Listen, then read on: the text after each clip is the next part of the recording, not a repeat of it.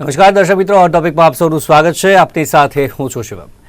દર્શક મિત્રો, હોટ ટોપિકમાં આજે આપણે વાત કરીશું ખેડૂતોની. જગત તો તાત અત્યારે આપણે વાત કરીએ કેટલો ખુશહાલ છે.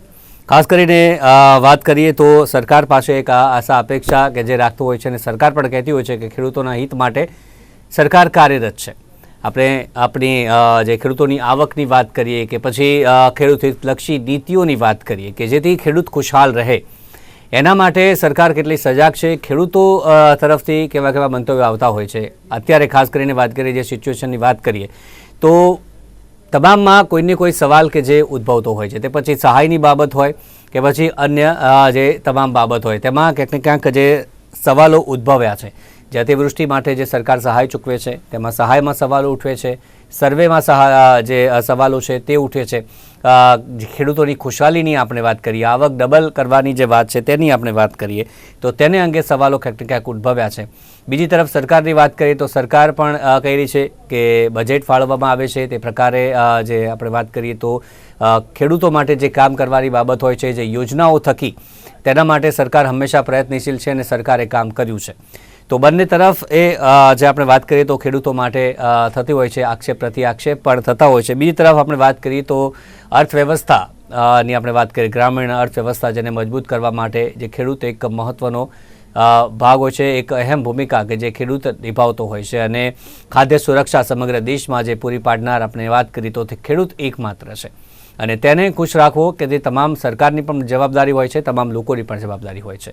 આજે આ મુદ્દો ખાસ એટલા માટે કારણ કે 23મી ડિસેમ્બર એટલે કે રાષ્ટ્રીય કિસાન દિવસ એટલે રાષ્ટ્રીય ખેડૂત દિવસ તરીકે ઉજવવામાં આવે છે. અને આજનો દિવસ કે જે ખેડૂતોને કયા કયા પ્રકારની મુશ્કેલીઓ છે, એક મહત્ત્વ કેટલું છે તે તમામ લોકો જાણે તેના માટેની ખાસ ઉજવણી હોય છે. ત્યારે આજે એ જ વાત કરીશું કે ખેડૂતની સ્થિતિ અત્યારે આપણા ગુજરાત રાજ્યની વાત કરીએ કે દેશમાં વાત કરીએ, દેશમાં પણ જે દિલ્હીમાં જે પ્રશ્ન ઉદ્ભવ્યો છે ખેડૂતોને લઈને, તેની પણ આપણે ખાસ ચર્ચા કરીશું. ત્યારે અત્યારે મારી સાથે મહેમાન જોડાઈ ગયા છે.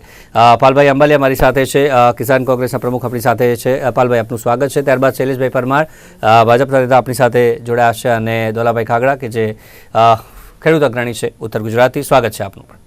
સૌથી પહેલાં શરૂઆત કરીએ, દોલાભાઈ આપનાથી શરૂઆત કરીએ. ખેડૂત દિવસ છે, સૌથી પહેલાં તો આપ ત્રણેયને શુભકામના.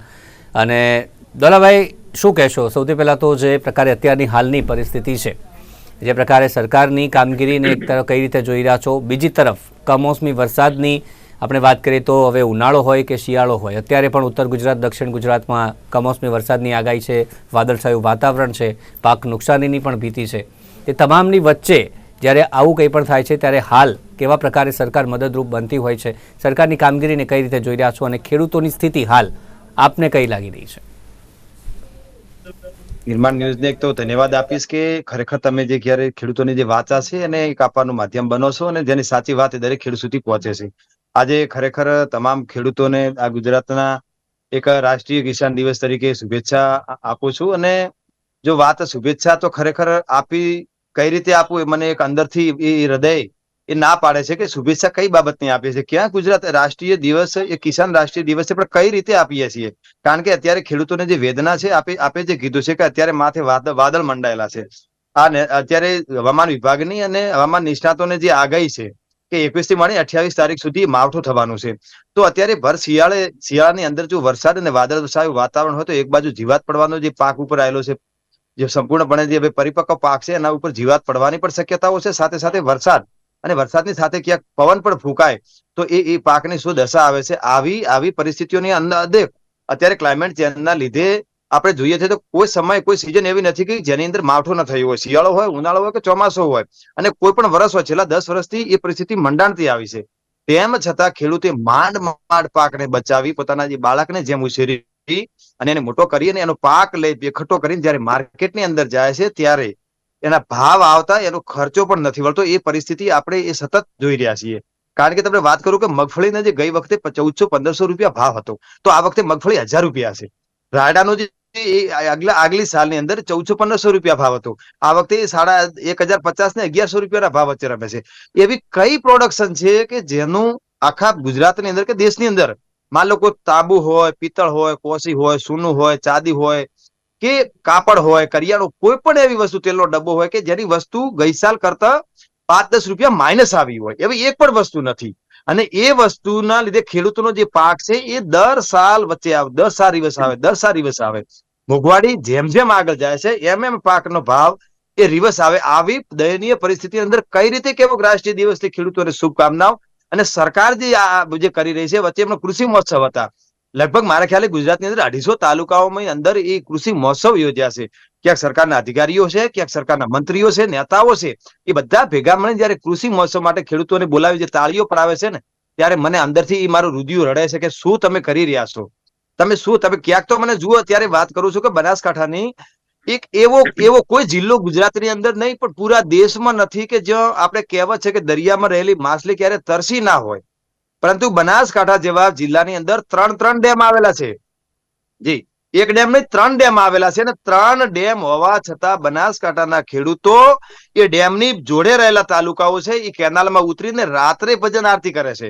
સરકારને જગાડવાનો પ્રયાસ કરે છે કે પાણી આપો, અમારે પાકને પાવું છે ને અમારે પીવા માટે પાણી નથી. તો 3 ડેમ હોવા છતાં કેટલી કમનસીબે બનાસકાંઠાના ખેડૂતોની કે પીવા માટે પાણી નથી. બીજી વાત કરું કે ત્યારે સરકારે એક યોજના બહાર પાડી હતી, મેં જોઈ હતી ટીવીની અંદર, કે 100 રૂપિયામાં એને પશુધન વીમા સહાય યોજના, 1 વર્ષના 100 રૂપિયા વીમો લેવાનો. પણ એ અમે બહુ ખુશ થયા. પણ જયારે અમે ફોર્મ ભરવા બેઠા ત્યારે બનાસકાંઠો જિલ્લો અંદર આવ્યો જ નહીં. એ બાકાત બનાસકાંઠો જિલ્લો કેમ આવું? સૌથી વધારે બનાસકાંઠા જિલ્લાની અંદર પશુઓ છે, તો એનો લાભ સૌથી વધારે બનાસકાંઠાના પશુપાલકોને મળવો જોઈએ. બીજાને મળે છે એમાં અમને કોઈ એતરાજ નથી, પણ અમને પણ કેમ ના મળ્યો? ઉભા કર્યા છે.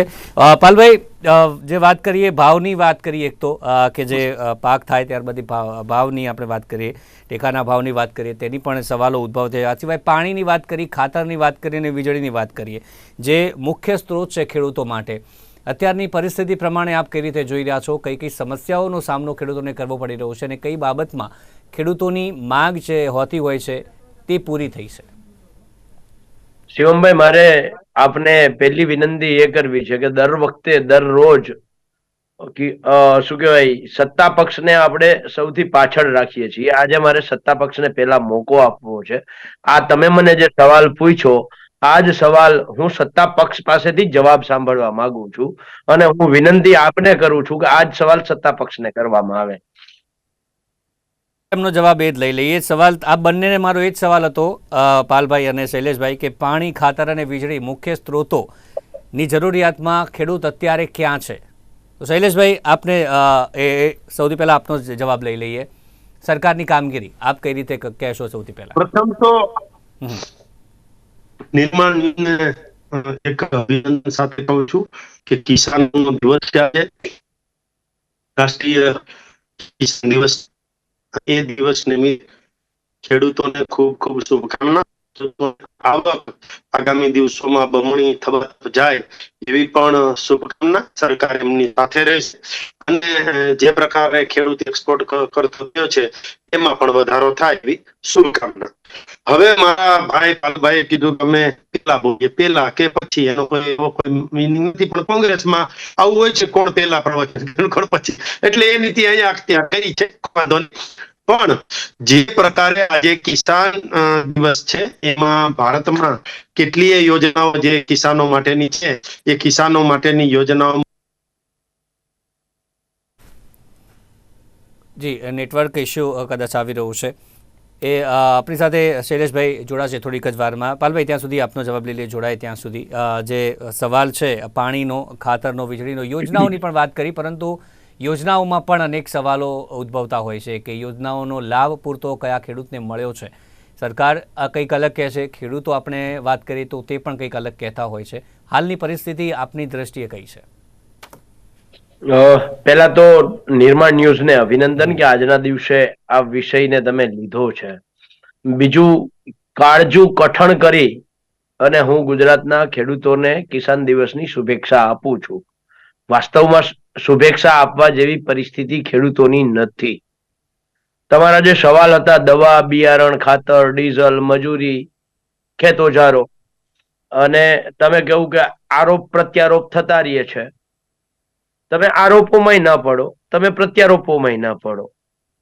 પત્રકાર તરીકે ખેડૂતો શું કહે છે, ખેડૂતોને ખાતર છેલ્લા 1 દશકામાં આપણે 1-2 વર્ષનું ના કરીએ, 1 દશકામાં ખાતર 3 ગણું થયું કે નથી થયું?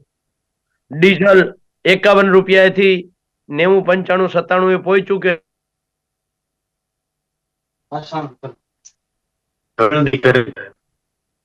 અવાજ આવે છે મારો શિવમભાઈ?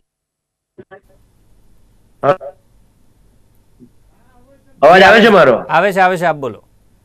એટલે ખાતર ડબલ થયું કે નથી થયું? મારે પણ નેટવર્ક પ્રોબ્લેમ થયો કે શું કઈ સમજાણું નહીં.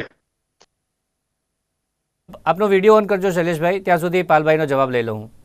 જી વિડીયો ઓન છે. ખાતર ડબલ થયું કે નથી થયું? હમ. રાસાયણિક ખાતર હોય કે જંતુનાશક દવા હોય, મજૂરી 200 ની 400 થઈ કે નથી થઈ? ડીઝલ 51 વાળું 90 થયું કે નથી થયું? ટ્રેક્ટર 3.5 લાખ નું આવતું હતું એ આજે 7 લાખ નું થયું કે નથી થયું? આ જવાબો ખેડૂતો આપી શકે. હમ.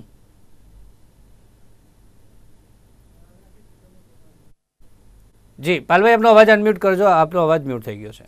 જી જી જી આપની વાત કન્ટિન્યુ. નહીં, એટલા માટે હું ફરીથી કહું છું, દવા, ખાતર, બિયારણ, મજૂરી, ખેત ઓજાર, ડીઝલ બધું જ છેલ્લા 1 દશકામાં 2014 થી 2024 1 દશકામાં 2 ગણું 3 ગણું વધ્યું છે. આ જો 2 ગણું 3 ગણું વધ્યું હોય તો એ પ્રમાણે ખેત પેદાશના ભાવ વધવાના બદલે ઘટે છે શું કામ? જે મગફળી 2014 માં 1200-1300 રૂપિયા હતી એ આજે 1000 શું કામ છે? જે કપાસ 2014 માં 1400-1500 રૂપિયા હતો એ આજે ઘટે છે શું કામ? આ જે કોઈ બાબતો છે એ ખેડૂતની ખેત પેદાશ હોય કે એમાં પડતી પડતર ખર્ચ હોય, દવા, બિયારણ, ખાતર, ખેત ઓજાર, ડીઝલ, આ તમામ વસ્તુઓની નીતિ નક્કી કરવા માટે જેને આપણે બેસાડીએ છીએ એને આપણે સરકાર કહીએ છીએ. સરકારની આ નીતિઓના કારણે તમામ વસ્તુના ભાવ વધે છે, ખેત પેદાશના ભાવ ઘટે છે. આ બધી જ બાબતોમાં એક ઉદાહરણ હું ફરીથી આપું છું. જે મગફળીમાંથી તેલ બને છે એ સિંગ તેલનો ભાવ 2014 માં 1400-1500 રૂપિયા 1 ડબ્બાનો હતો. આજે એ 2700-2800 રૂપિયા છે. જેમાંથી સિંગ તેલ બને છે એ સિંગ તેલના ડબ્બાનો ભાવ જો ડબલ થતો હોય તો મારા ખેડૂતોની મગફળી 2400 રૂપિયાની જગ્યાએ માત્ર 1000 રૂપિયા શું કામ છે? કારણ કે ડબ્બો ડબલ થયો તો મગફળી ડબલ થવી જોઈએ, એના 2400 રૂપિયા જે ભાવ હોવા જોઈએ. આ નથી તો એના માટે સરકારની નીતિ જવાબદાર છે. બીજું ઉદાહરણ આપું છું. આઝાદીથી લઈ અને 2014 સુધી 2014 માં સોનાનો ભાવ હતો 27, 28, 29, 30 હજાર. આખા વર્ષ દરમિયાન આની વચ્ચે ભાવ રહ્યો છે. ત્યારે મગફળીનો ભાવ હતો 1200 રૂપિયા 1 મણનો. 1 ગાડું મગફળી એટલે કે 20 મણ મગફળી, 1 ખાંડી મગફળી એટલે કે 20 મણ મગફળી લઈ અને તમે જાઓ 1 તોલું સોનું લઈને આવો અને આ જે બંનેની સરખામણી છે એ આઝાદીથી ચાલુ કરી અને 2014 સુધી આ વસ્તુ જળવાઈ. આજે અમે ખેડૂતો 4 ગાડા માંડવી લઈને જઈએ છીએ એટલે કે 80 મણ માંડવી લઈને જઈએ ને ત્યારે 1 તોલું સોનું આવે છે. તો મારે આ 3 ગાડા માંડવી મારા ખેડૂતોએ વધારે દેવી પડે છે 1 તોલા માટે. એના માટે જવાબદાર સરકારની નીતિ છે. આ સરકારની નીતિ છે એ ખેડૂત વિરોધી છે. હું એટલા માટે કહું છું કે જે ખેડૂત દિવસ ઉજવવાની વાતો કરે છે, જે દોલાભાઈએ કહ્યું એવી રીતે કૃષિ મેળાઓ કરે છે, એ જ ખેડૂતોને દિલ્હીના દરબાર એને દિલ્હીમાં અંદર જતા ખીલાઓ નાખે છે, આગળ રસ્તામાં ખાડાઓ કરે છે, શિયાળામાં ઠંડુ પાણી રેડે છે. આ કહેવાતી સંવેદનશીલ સરકાર પોતાની જાતને ખેડૂતો માટે એમ કહે છે કે અમે સંવેદનશીલ સરકાર છીએ. તો આ તમારી સંવેદના છે કે ખેડૂતને તમે ખીલા ભરાવો? આ તમારી સંવેદના છે કે ખેડૂતોને તમે દિલ્હી ના આવવા દો? આ તમારી સંવેદના છે કે ખેડૂતોને મગફળીનો ભાવ જો સોના મુજબ ગણીએ ને તો 3800 રૂપિયા મણ હોય, 3800 રૂપિયા, એનાથી રૂપિયો 1 ઓછો ના હોય. તેલ મુજબ જેમાંથી જે મગફળીમાંથી સિંગ તેલ બને છે એ સિંગતેલ મુજબ ભાવ ગણો તો 2400 રૂપિયા હોય અને આજે ભાવ છે કેટલો? 1000 રૂપિયા. આ બાબતો દર્શાવે છે કે સરકારની નીતિ છે એ ખેડૂત વિરોધી છે. શૈલેષભાઈ પણ ખેડૂતના દીકરા છે. એમને કઈ આપને આ વાસ્તવિકતાનો સ્વીકાર કરવો જોઈએ. અને જો હું ક્યાંય ખોટું બોલતો હોઉં તો હું નરેન્દ્રભાઈ નથી કેમ કહી દઉં મને ચોરાહે લટકાવી દેજો. યાદ હોય તો નરેન્દ્ર મોદીએ કહ્યું હતું કે આ નોટબંધીમાં જો હું ક્યાંય ખોટો પડું તો મને ચોરાહા ઉપર લટકાવી દેજો. દેશના તમામ ચોરાહા રાહ જોઈને બેઠા છે કે નરેન્દ્રભાઈ ક્યારે લટકવા આવે છે. પણ હું એમ કહું છું કે ઇતિહાસ ચેક કરી લેજો, બજાર ભાવો ચેક કરી લેજો. સોનાનો પાલભાઈ, હા, હું મારી વાત પૂરી જ કરું છું. જી, ભાઈ મારી વાત પૂરી જ કરું છું. આ બજાર ભાવો સોનાના ને મગફળીના, તેલના ને મગફળીના આઝાદીથી લઈને 2014 સુધીના ચેક કરી લેજો અને 2014 થી 2020 સુધીના ચેક કરજો. એમાં એક નાની એક વાત ઉમેરી દઉં. ખેડૂત આરે પશુપાલક છે. ત્યારે દૂધનો ભાવ 2010 એક દશકા નહીં 1950 થી 60 થી 70 થી 80 થી 90 થી 100 એટલે 2010 થી 2014 સુધી દર 10 વર્ષે એક દાયકાએ દૂધનો ભાવ 28% વધ્યો છે દર દાયકાએ. જ્યારે 2014 થી 2024 ની વચ્ચે માત્ર 3.5% દૂધનો ભાવ વધ્યો છે આ દાયકાની અંદર. એની સામે જેમાં પશુઓ જે ખાણદાણ ખાય છે, જે કંપનીઓ જ બનાવે છે, એ કંપનીઓ એ ખાણદાણ અને ખાસ કરીને આમાં તો સહકારી સંઘો ખાણદાણ બનાવે છે. એ સહકારી સંઘોએ ખાણદાણનો ભાવ ડબલ કરી દીધો, 3 ગણો કરી દીધો. તો દૂધનો ભાવ 3.5% શું કામ વધે છે? આ 2014 સુધી જે સાયકલ હાલી છે એ સાયકલ શું કામ તૂટી? શૈલેષભાઈ, એ જ ઘણા બધા સવાલ અહીંયા ઉદ્ભવ્યા છે અને એ ઉદ્ભવતા રહે છે. જે સર્વેની વાત કરીએ એની પહેલાં પણ આપણે જોડાયા હતા અને ત્યારે પણ જે ખેડૂતોએ જણાવ્યું હતું કે સર્વે કરવા આવે છે તે અધિકારીઓ પણ પૂરતા એના માટે નથી કે સર્વે સરખી રીતે કરી શકે, ત્યારે પણ કોઈ પગલાં ન લેવાયા. સહાયની વાત આવે છે ત્યારે પણ આપણે વાત કરીએ તો પૂરતી સહાય નથી મળી. જે મોંઘવારીની વાત કરીએ ત્યારે પાલભાઈ, એ કેટલી મોંઘવારી છે, જેમાં જે ભાવ મળવા જોઈએ, જે ખાતર માટેની અત્યારે સમસ્યાઓ સમગ્ર રાજ્યમાં, જ્યારે ખાતરની આપણે તેની ઉણપ છે, સંગ્રહખોરો છે, તેના વિરુદ્ધ કોઈ પણ પગલાં નથી લેવાઈ રહ્યા સરકાર દ્વારા. શા માટે? કારણ કે ખાતર જે મહત્વપૂર્ણ હોય છે જે ખેડૂતો માટે, તેના માટે મોટી લાઈનો અત્યારે લાગી રહી છે. બીજી તરફ સરકાર કહી રહી છે કે કોઈ પણ ખાતરની કમી નથી. શિવમભાઈ, તમારી વાત મેં પૂરી સાંભળી છે. પાલભાઈની વાત એટલી ખાતર વાળી સાંભળી અને છેલ્લે દૂધના ભાવ વાળી સાંભળી છે. એટલે જો ચૌધરી ચરણસિંહ નો આજે જન્મદિવસ હોય અને એ નિમિત્તે ચૌધરી ચરણસિંહ જે છે એ કોઈ કોંગ્રેસના નેતા નતા કે ભાજપના નેતા નતા, એ ખેડૂત નેતા હતા. એના જન્મદિન નિમિત્તે આજે જ્યારે આપણે કિસાન દિવસ ઉજવતા હોય ત્યારે આ બધી વાત અને દૂધમાંથી પાણીમાંથી પોડા કાઢવાની એ બધું કરવું ના જોઈએ. આજે સારી વાત એમની સરકારની કરવી જોઈએ. સારી વાત અમારી. હા, સવાલ એટલા માટે પૂછવા તો પડશે જ. ખેડૂતો માટેની જ વાત કરું છું, કોઈ વાંધો નહીં. તમે જે સવાલો પૂછ્યા છે, ખાતરના ભાવ, જે ખાતરના અત્યારે અછત છે એ અમે સ્વીકારીએ છીએ કે ખાતરની અછત અત્યારે છે. અને આમ પણ મેં ઘણી વખત કીધું છે ને કે 500 જણનું જમણવાર હોય, એમાં 500 જણ એક સાથે આવે તો આયોજનમાં ક્યાંક ખામી સર્જાય અને એ ધીરે ધીરે સોલ્વ થઈ જતું હોય છે. એમ અત્યારે જે ખાતરની તકલીફ છે, જે DAP માં, એ તકલીફ અમે સ્વીકારીએ છીએ. પણ ક્યાંક ને ક્યાંક એમાં ટ્રાન્સપોર્ટેશનનો પ્રોબ્લેમ છે, ક્યાંક ને ક્યાંક વિદેશથી આવે છે જે રેન્ક, એમાં ક્યાંક આગા પાછું થયું છે, ક્યાંક ને ક્યાંક મંડળીઓમાં નથી પહોંચ્યું, એ પ્રકારની પ્રોબ્લેમ છે. ખાતર પૂરતું છે, ખાતર જેટલું ગુજરાતને જોઈએ છે એટલો જથ્થો ઉપલબ્ધ છે. કોઈને છેલ્લા ખેડૂત સુધી મળી જવાનું છે. ખાતરમાં સંગ્રહખોરોનો કોઈ જ સવાલ નથી આવતો આમાં, એવું કહેવા માંગુ છું? ખાતરમાં સંગ્રહખોરો હોતા નથી એટલા માટે કે ખાતર જે છે એ પ્રાઇવેટ કંપની તો હવે બનાવવાનું, એ આપવાનું બંધ કરી દે છે એટલા માટે કે સબસિડી વાળું ખાતર બધાને જોઈએ છે. તો સબસિડી તો સરકાર જ આપે છે. ખાતરની કિંમત અત્યારે 3500 રૂપિયા છે, તો એમાં અત્યારે ખેડૂતોને બસ 250 રૂપિયા મળે છે. તો બાકીની જે રકમ છે એ સરકાર ભોગવે છે એક થેલીએ. એટલે પ્રાઇવેટ કંપનીઓ તો એ ભોગવી ન શકે, એટલે એનું એ ગજુ નથી. પણ ઇફકો દ્વારા, નાફેડ દ્વારા, ગુજકો મહેસૂલ દ્વારા આપણને અપાય છે એ કોઈ સંગ્રહ કરે નહીં, કારણ કે એને તો ખેડૂતના એના સભાસદો છે, ખેડૂતોને જેટલું આપે એટલો એક સંસ્થાઓને ફાયદો થાય, કારણ કે ખેડૂતોનો નફો છે એ પાછો ખેડૂતને જ જાય, એટલે આમાં સંગ્રહખોરીનો કોઈ પ્રશ્ન નથી આવતો. શૈલેષભાઈ, આજે જ ગેનીબેને જે જણાવ્યું છે બનાસકાંઠામાં ખાતરને લઈને જે સ્થિતિ છે, બનાસકાંઠામાં જે ખાતરને લઈને સ્થિતિ છે તેમાં પણ તેમણે કહ્યું છે કે સંગ્રહખોરો એમના કારણે આ સ્થિતિ ઉદ્ભવી છે, પરંતુ સરકાર એકદમ નિષ્ક્રિય છે આ સંગ્રહખોરો વિરુદ્ધ પગલાં લેવામાં. જો ના, આમાં મંડળીમાં ખાતર જતું હોય છે, એટલે સંગ્રહખોરોનો તો ગેનીબેનને હજુ અભ્યાસ કરવો પડશે, અથવા તો જે કાંઈ હોય તે એનો વિષય છે. પરંતુ બનાસકાંઠામાં ક્યાંય દોલાભાઈ હમણાં વાત કરતા હતા, બરાબર છે કે તકલીફ છે, અમે સ્વીકારીએ છીએ, પણ આગામી દિવસોમાં એ ખાતરની તકલીફ પૂરી થાય એ દિશામાં અમે ચાલીશું. એ ગેનીબેનની વાત હોય કે દોલાભાઈની વાત હોય કે પાલભાઈની વાત હોય, અમે બધાની વાત સ્વીકારીએ છીએ. નાના ખેડૂતની વાત સ્વીકારતા હોય તો આ તમે તો આગેવાનો છો, એટલે આગામી દિવસોમાં આ પ્રશ્ન સોલ્વ થઈ જશે.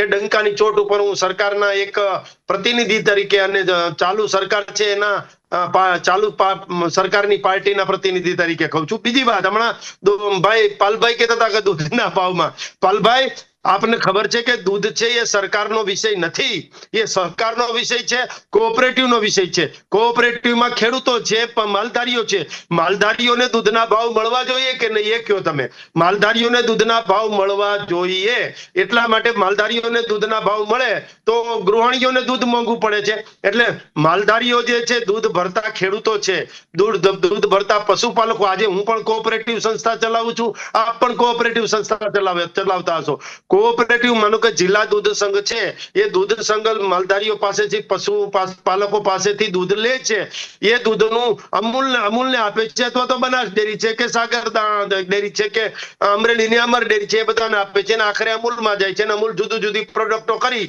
અને એનો ફાયદો જે થાય એ ડિવિડન્ડના સ્વરૂપમાં ખેડૂતોને આપતો હોય છે. એટલે ખેડૂતોનું દૂધ પેલા જે જતું હતું એના કરતા અત્યારે દૂધના ભાવ સારા મળે છે. એમ છતાં પણ સહકારી પ્રવૃત્તિમાં સહકારી મંડળીઓ દૂધના ભાવ ન વધારે એ દિશામાં પણ અમે ચાલીએ. ખેડૂતોને દૂધના ભાવ મળે, પશુપાલકોને દૂધના ભાવ મળે, પણ જે ઉપયોગકારો છે, જે ગૃહિણીઓ છે, એને પણ દૂધ મોંઘું ન મળે એ દિશામાં પણ અમારે ચાલવું જોઈએ. એટલે બંને દિશા જોવી પડે ને, આમાં ડિમાન્ડ એન્ડ સપ્લાયની વાત હોય છે. પાલભાઈ અને દોલાભાઈ બંને પાસેથી આનો જવાબ લેવો છે. દૂધનો જે અત્યારે શૈલેષભાઈ જવાબ આપ્યો છે, આપ કેટલા સહમત છો? દોલાભાઈ, આપનાથી શરૂઆત કરીએ સૌથી પહેલા. દૂધના ભાવની જે વાત કરી છે, શૈલેષભાઈની વાત સાચી છે કે ગૃહિણીઓને પણ એમને સાચવવી પડે, કારણ કે આ લોકો સરકારમાં બેઠા છે. શૈલેષભાઈ, તમારા વતી કહેવા માંગુ છો સરકારને કે જો દૂધના ભાવનો તમે જો આટલો બધો ટેન્શન ગૃહિણીઓને કરતા હો તો ગેસનો બાટલો ફ્રી આપી દો ને, તો એને દૂધનો કોઈ મોકો નથી પડતો. તમે ગેસનો બાટલો રાજસ્થાનમાં 500 રૂપિયા આપો છો ને અહીંયા તમે 1000 રૂપિયા કરો છો, ગેસનો બાટલો ફ્રી આપી દો, કોઈ ગૃહિણીઓ બહાર નહીં આવે ને. તમે એક રોજનો 200 ગ્રામ 500 ગ્રામ દૂધ ખાનારી ચિંતા કરો છો, તો 50 લીટર દૂધ ઉત્પન્ન કરે છે એની કેમ ચિંતા નથી કરતા? તમે જે વાત કરી કે આ દૂધ છે એ સહકારી ક્ષેત્રની અંદર, તો તમે મેન્ટેન તો તમે આપો છો, ચલો માની લો કે સહકારી ક્ષેત્રની અંદર વાત છે, તો તમે ત્યાં દૂધ ઉપર જીએસટી કેમ લગાડ્યું? દૂધ ઉપર ખાવાની વસ્તુ એ ગૃહિણીઓને જનારી હોય તો દૂધ ઉપર જીએસટી કેમ નથી? ક્યાંક ને ક્યાંક તમે વર્તમાન સરકારની અંદર 30 વર્ષથી આ ભોગવી રહ્યા છીએ. ખેડૂતો માટે જે તમે અત્યારે 250 તાલુકામાં જે આગળ વાત કરી છે કે જે તમે આ કૃષિ મહોત્સવ કર્યા છે, તો આ ખર્ચો કોને કાઢવું પડશે? આ જનતાની કેડ ઉપર છે. તાયફાવ તમારે કરવાના છે અને બધું ભોગવવાનું છે જનતાને, તિજોરી સરકારની છે. અત્યારની પરિસ્થિતિની વાત કરું છું ભાઈ કે બનાસકાંઠાની અંદર જીઈબી ની ગાડીઓ સવારે ચેકિંગ માટે 70 ગાડીઓની હરોળ જાણે કઈ વડાભરતાની અંદર ના પેલું આવ્યો એટલી ગાડીઓ પોલીસ ભરી બંદૂકે સાથે ખેડૂતના ખેતરે જાય છે. આ સરકારની નિગરાનીમાં નથી. ક્યાં ગયા આ બનાસકાંઠાના ધારાસભ્યો? ક્યાં ગયા સાંસદ સભ્યો? ક્યાં ગયા? આજ સવાલનો જવાબ ટૂંકમાં, અને સાથે જે અન્ય સવાલો પણ જે આપણે વાત કરીએ તો ખેડૂતોની આત્મહત્યાનો મુદ્દો જે ઉદ્ભવતો હોય છે તેમાં અત્યારે કેટલો ઘટાડો થયો છે, સાથે ખેતી છોડીને જે શહેર તરફ જે ખેડૂતો પ્રયાણ કરે છે એની સ્થિતિ અંગે આપ શું કહેશો ટૂંકમાં જલ્દીથી? પહેલી વસ્તુ તો જે દૂધની વાત કરી છે એમાં ભાઈ દૂધ સહકારી સંસ્થા હતી, એ જે તે સમયે સ્થાપકો હતા એને બહુ સારું વિચારીને નિર્ણય કર્યો હતો, પણ એમાં મેન્ડેટ તમે આપો છો, ભાજપ એમાં મેન્ડેટ આપે છે. મેન્ડેટ આપો છો એટલે હવે ના કહી શકો કે માલધારીઓનો પ્રશ્ન છે આ. બીજું તમે કહો છો ગૃહિણીને, ભાઈ હું એ જ કહું છું કે ગૃહિણીઓને દૂધ મોંઘું મળે છે અને ઉપરથી નકલી દૂધ મળે છે. સાચું દૂધે નથી મળતી, તમે તો નકલીને રોકી નથી શકતા. જો તમારે ખેડૂતોને સાચવવા હોય, જો તમારે માલધારીઓને સાચવવાના હોય, તો જેવી રીતે કર્ણાટક સરકાર દૂધમાં સબસિડી 1 લીટરે માલધારીઓને આપે છે, જેવી રીતે હિમાચલ સરકાર 1 લીટરે સબસિડી માલધારીઓને આપે છે, એવી જ રીતે ગુજરાત સરકાર શું કામ ભાઈ 1 લીટરે માલધારીઓને સબસિડી જાહેર ના કરી શકે? જેમ ખેડૂતોને ખાતરની અંદર તમે સબસિડી આપો છો, એમ સહકારી મંડળીઓ જેટલી છે, સહકારી સંઘો જેટલા છે, એ જ્યારે અમૂલ ખાણદાણ આપતા હોય, સાગર ખાણદાણ આપતા હોય, બનાસ ખાણદાણ આપતા હોય, આવા ખાણદાણની અંદર જેમ ખાતરમાં સબસિડી છે, એમ આ સંઘો તો અબજો કરોડોના માલિક છે. એ કેમ માલધારીઓને ભાઈ શું કહેવાય સબસિડી નથી આપતા?